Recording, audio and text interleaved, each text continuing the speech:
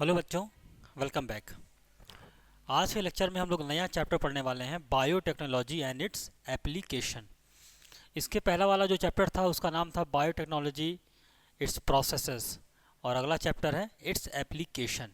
मतलब बायोटेक में जो कुछ हम लोगों ने सीखा उसका एप्लीकेशन कहाँ कहाँ है, ये इस चैप्टर में हम लोग को पढ़ना होगा। सॉरी, छोटा चैप्टर है, आसान चैप्टर है। चलिए शुरू करते हैं। सबसे पहले तो ये देखा जाए कि बायोटेक्नोलॉजी में ऐसे कौन कौन से एरिया हैं जिस पे रिसर्च हो रही है, ठीक है ना। तो there are three critical areas in biotech. तीन क्रिटिकल एरिया है। पहला मतलब थ्री क्रिटिकल एरिया का मतलब ये है बेटा कि कहाँ कहाँ रिसर्च हो रही है और कहाँ करने की ज़रूरत है। पहला है प्रोवाइडिंग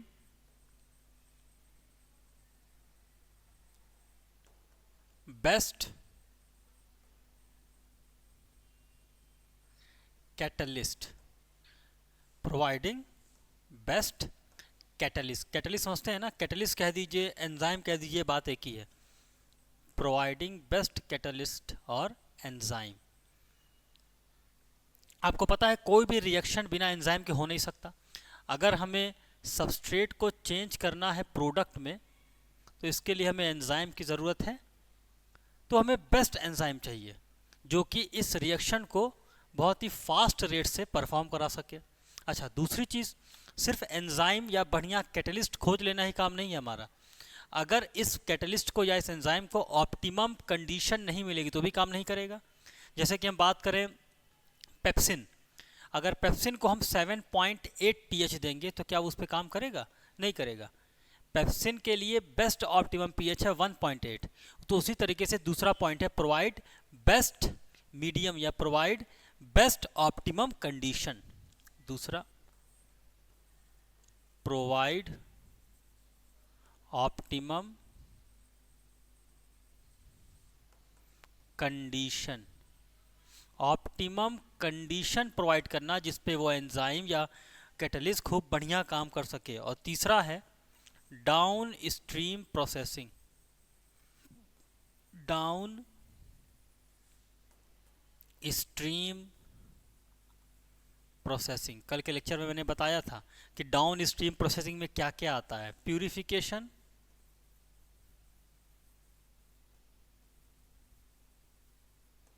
प्लस सेपरेशन, इसे मिलाकर बोलते हैं डाउन स्ट्रीम प्रोसेसिंग। और मैंने ये बताया था कि इसके पहले जो आते हैं वो सारे के सारे अप स्ट्रीम प्रोसेसिंग कहा जाता है बेटा, ठीक है ना। तो ये कुछ एरिया है जिसमें अभी रिसर्च हो रही है, बहुत होना बाकी है। नेक्स्ट बेटा, बायोटेक में हम सिर्फ, वैसे तो बायोटेक का काफ़ी जगह यूज़ है लेकिन यहाँ हमें सिर्फ दो जगह इसका यूज़ पढ़ना है, दो जगह एप्लीकेशन पढ़ना है। एक तो एग्रीकल्चर में और दूसरा मेडिसिन में, ठीक है। सिर्फ एप्लीकेशन पढ़ेंगे एग्रीकल्चर में और मेडिसिन में, और कहीं नहीं पढ़ेंगे। चलिए शुरू करते हैं कि एप्लीकेशन कहाँ कहाँ है। एप्लीकेशन,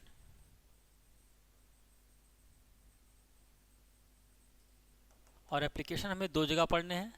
एक तो पढ़ना है मेडिसिन में, या थेराप्यूटिक्स कहते हैं इसे, therapeutics, and another is agriculture.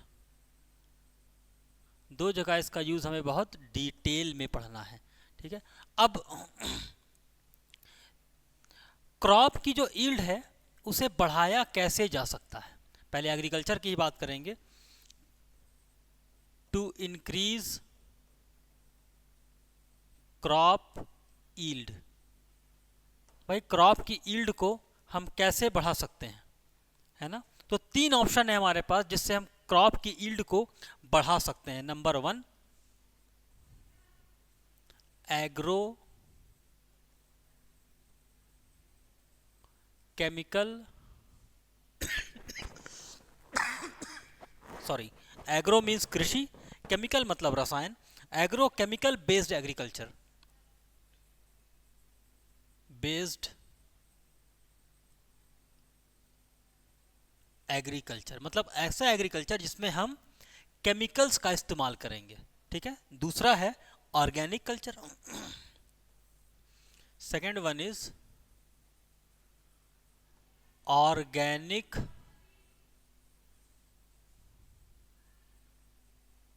Agriculture. मतलब यहाँ पर हम किसी फर्टिलाइज़र का यूज़ नहीं करेंगे, बाहर से लाए हुए फर्टिलाइज़र का यूज़ नहीं करेंगे, इसमें हम लोग यूज़ करेंगे काऊ डंग का, काऊ डंग, गाय के गोबर का, ठीक है, organic agriculture.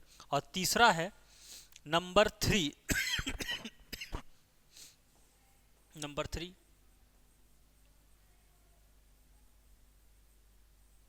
Genetically modified crops, also known as GMO, genetically modified organism. इसको GMO भी हम लोग कह सकते हैं, GM प्लांट्स भी कह सकते हैं। अच्छा, GM प्लांट का एक एग्जांपल आपको अगर हम दें तो एक एग्जांपल याद रखना है आपको, BT कॉटन, BT कॉटन। देखिए क्या होता है ना कि एक बैक्टीरिया है बैसिलस थूरिनजिएंसिस, बैक्टीरिया है, इस बैक्टीरिया का नाम है बैसिलस थूरिनजिएंसिस।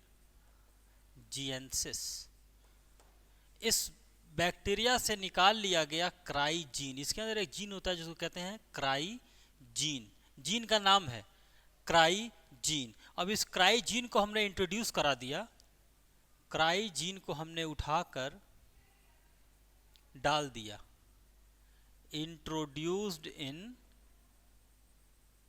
कॉटन, कॉटन प्लांट में उठा के डाल दिया। अब इस कॉटन को जानते हैं हम क्या कहेंगे, BT कॉटन या जेनेटिकली मॉडिफाइड कॉटन या जेनेटिकली मॉडिफाइड प्लांट। तो ये एक सिंपल सा प्रोसेस है जो हम लोग को यहाँ पे अभी करना पड़ेगा। जैसे गोल्डन राइस भी बनाया गया था, गोल्डन राइस जानते होंगे आप लोग, बता देता हूँ थोड़ा सा। डैफोडिल, डैफोडिल प्लांट से जीन को निकाला गया और इस जीन को इंटर करा दिया गया राइस में, चावल के प्लांट में, जिसके बाद बन गया गोल्डन राइस। अब इस राइस को हमने नाम दिया गोल्डन राइस। और इस गोल्डन राइस की खास बात ये थी कि विटामिन ए एनरिच्ड था, इसमें विटामिन ए खूब पाया गया, तो इसको ट्रीट किया जाता है। भाई सोचिए आप चावल खा रहे हैं, आपको साथ में विटामिन ए भी मिल रहा है, कितनी बढ़िया चीज़ है। तो बायोटेक्नोलॉजी के ये कुछ एप्लीकेशंस हैं। आगे बढ़ते हैं बेटा, अब देखते हैं ज़रा सा ग्रीन रिवॉल्यूशन के लिए। अगर हम बात करें फादर ऑफ ग्रीन रेवोल्यूशन, तो आप कहेंगे नॉर्मन बोरलॉ, नॉर्मन बोरलॉ। अगर मैं कहूं father of green revolution in India,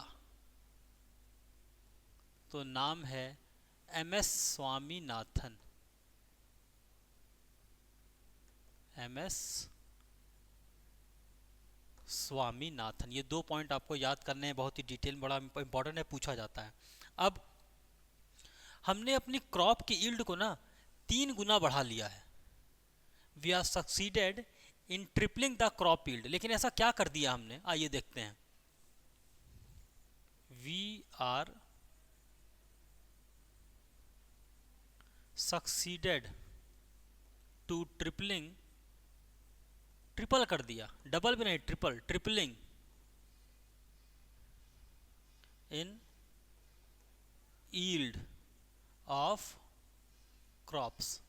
ऐसा हमने क्या कर दिया कि हमारी जो यील्ड है वो 3 गुना बढ़ गई। देखिए क्या क्या किया हमने। Number 1,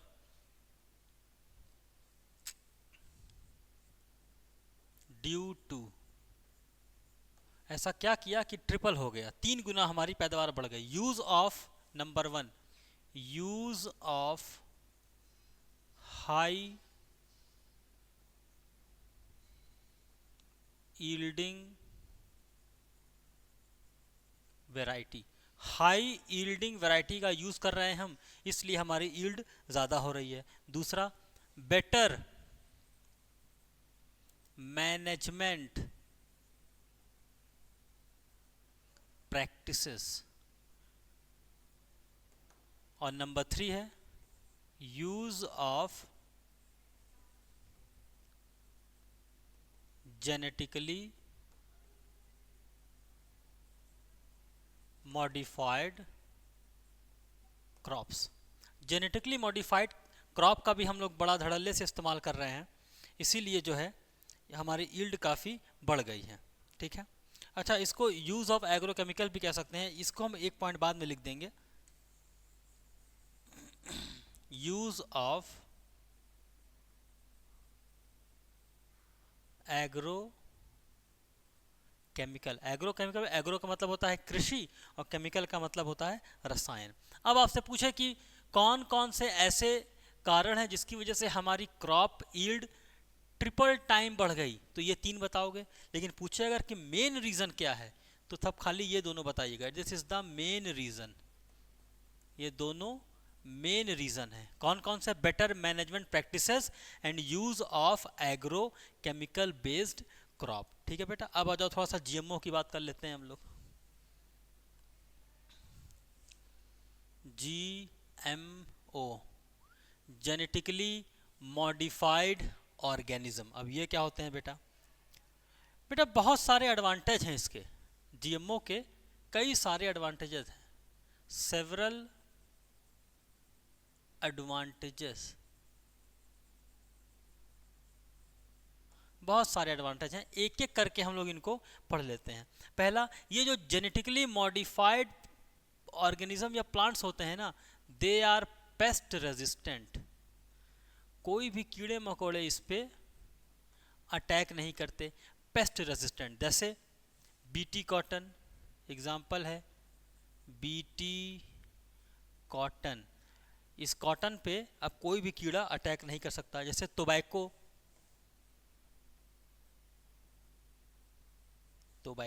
so they are pest resistant. दूसरा है improve nutritional value, improve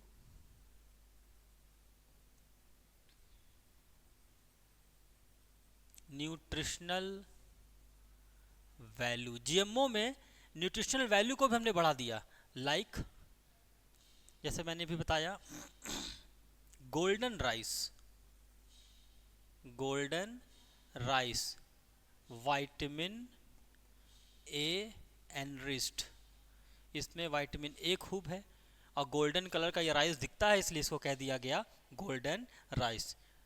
number 3, decrease post harvest loss of crop. अक्सर खेतों की कटाई के बाद जब उन्हें रखा जाता था, जैसे कि आपने फसल बोई, फसल काटी, उसको कहीं रख दिया, तो उसमें बहुत सारे पेस्ट लग जाते थे। अब ऐसा बहुत ही कम देखने को मिलता है क्योंकि तरह तरीके के पेस्टिसाइड्स आ गए हैं बेटा, तो पोस्ट हार्वेस्ट लॉस भी बहुत कम होता है। Number 4, to make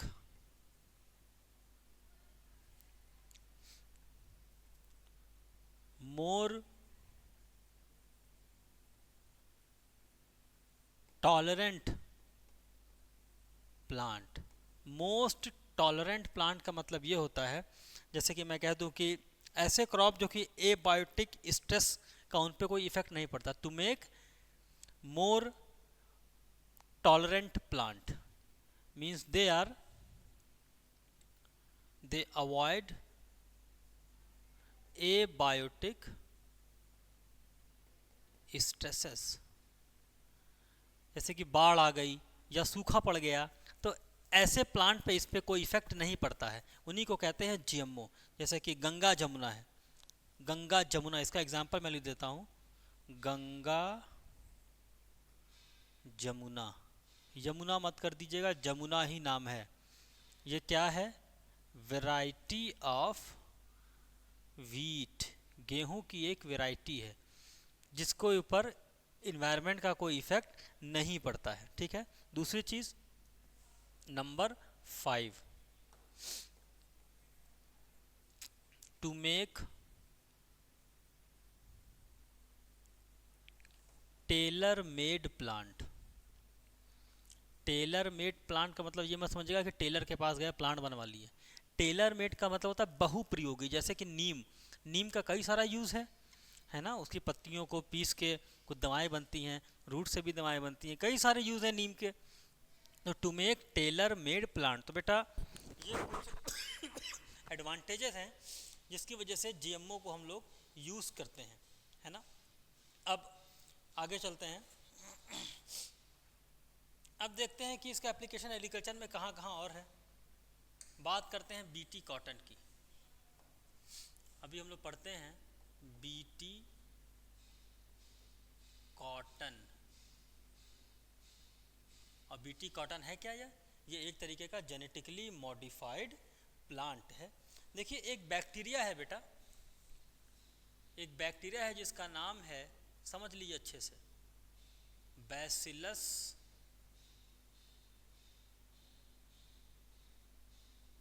थूरिनजिएंसिस। इस बैक्टीरिया का नाम है बैसिलस थूरिनजिएंसिस। इसके अंदर एक प्रोटीन होता है, इसके अंदर एक प्रोटीन होता है कंटेन बीटी टॉक्सिन प्रोटीन। इसके पास एक प्रोटीन पाया जाता है जिसको कहते हैं बीटी टॉक्सिन प्रोटीन। और ये बीटी टॉक्सिन प्रोटीन जो है ना कुछ पेस्ट को मार सकता है, कैन किल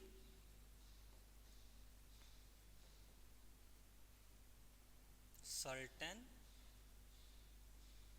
इंसेक्ट्स। ये कुछ इंसेक्ट्स को मार सकते हैं। अब किन इंसेक्ट को मार सकते हैं इसकी लिस्ट है आपके पास। एग्जाम्पल देख लीजिए। नंबर 1 जैसे कि हम कह सकते हैं, एक होता है आर्मी वर्म। आर्मी वर्म मतलब अकेला नहीं चलेगा, आर्मी वर्म, ठीक है ना। दूसरा आर्मी वर्म भी एक तरीके का पेस्ट ही होता है बेटा। दूसरा है tobacco bud worm, tobacco bud worm, ठीक है ना। ये टोबैको की प्लांट को अफेक्ट करता है। अब नंबर 3 है जैसे कि बीटल हो गया। Number 3 beetle, beetle. Number 4 flies. Number 5 mosquitoes. ठीक है बेटा, ये सारे कुछ इंसेक्ट हैं जो कि प्लांट को नुकसान पहुंचाते हैं। तो इनको मारने के लिए बीटी टॉक्सिन का यूज़ किया जाता है। अच्छा, इनके ऑर्डर के बारे में भी पूछा जाता है आपसे। तो पहले दो जो हैं इनका ऑर्डर याद करना है, लेपिडोप्टेरा, लेपिडोप्टेरा। बीटल की बात करें तो बीटल का ऑर्डर है सिलोप्टेरा, सिलोप्टेरा। वहीं अगर बात करें फ्लाइज एंड मॉस्किटोज की, फ्लाइज एंड मॉस्किटोज, तो इनका है लेपिडोप्टेरा। सॉरी, लेपिडोप्टेरा नहीं, लेपिडोप्टेरा तो आर्मी वर्म और टोबैको वर्म का है। इनका है डिप्टेरा, डिप्टेरा, डिप्टेरा। तो ये आपको याद करना पड़ेगा। Army worm, tobacco bud worm, beetles, flies and mosquito. और ये इनका इधर ऑर्डर लिखा हुआ है बेटा, ठीक है। चलिए थोड़ा सा और आगे बढ़ेंगे। अब करते कैसे हैं ये काम, इसको देख लेते हैं कैसे करते हैं हम। तो जैसे कि मान लीजिए एक बैसिलस थूरिनजिएंसिस बैक्टीरिया है। ये रहा बैक्टीरिया बीटी बैक्टीरिया। ये इसकी सेल वॉल है, मान लीजिए ये इसकी सेल मेम्ब्रेन है, और इसके अंदर ये जो है बीटी टॉक्सिन है। This is BT toxin protein, ठीक है ना। इस बैक्टीरिया के अंदर बीटी टॉक्सिन प्रोटीन है। तो होता क्या है ना बेटा कि ये जो बैक्टीरिया के अंदर जो बीटी टॉक्सिन प्रोटीन है, एक्चुअल में वो प्रो बीटी टॉक्सिन प्रोटीन के फॉर्म में होता है, मींस इनएक्टिव होता है, इट इज इनएक्टिव, ये इनएक्टिव फॉर्म में होता है, ठीक है, बैक्टीरिया के अंदर। अब हमने क्या किया भाई, ये जीन है, इसको बनाने वाला कोई जीन भी तो होगा, तो हमने क्या किया, सिंपल इस बीटी टॉक्सिन प्रोटीन को जो है इंजेक्ट कर दिया किसी प्लांट के अंदर। अब हुआ क्या, व्हेन इंसेक्ट, भाई इस बैक्टीरिया के पास बीटी टॉक्सिन प्रोटीन है, और बीटी टॉक्सिन प्रोटीन को बनाने वाला कोई जीन होगा, उस जीन को हमने निकाल लिया और उस जीन को इंटर करा दिया प्लांट के अंदर। अब देखो हुआ क्या, when insect ingest plant part, तो इंसेक्ट के अंदर ये बीटी टॉक्सिन पहुंच गया, BT toxin enters into the gut of insect, insect के गट में पहुंच गया।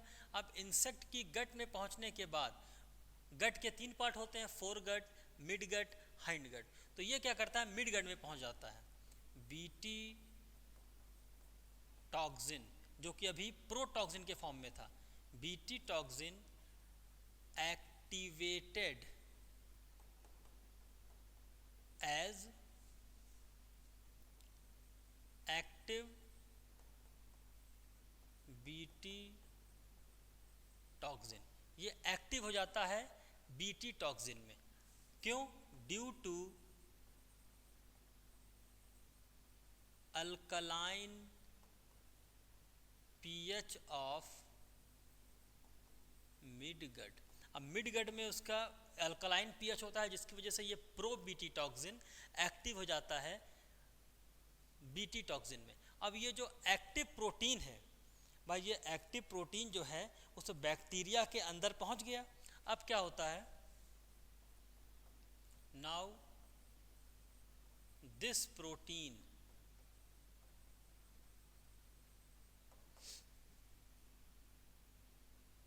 Makes pore in the